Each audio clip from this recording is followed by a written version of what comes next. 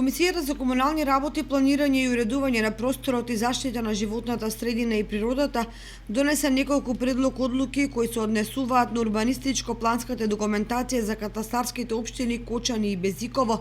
а Комисијата за финансии и буџет и локален економски развој ги разгледа извештаите за работењето и спроведувањето на програмата за работа на Центарот за развој на Источниот плански регион за минатата година. Комисијата за култура, образование и спорт и права на децата расправаше по предлог одлуката за давање објект собственост на општина Кочани на управување и стопанисување на основното училиште Крсте Петков Мисирков од Оризари.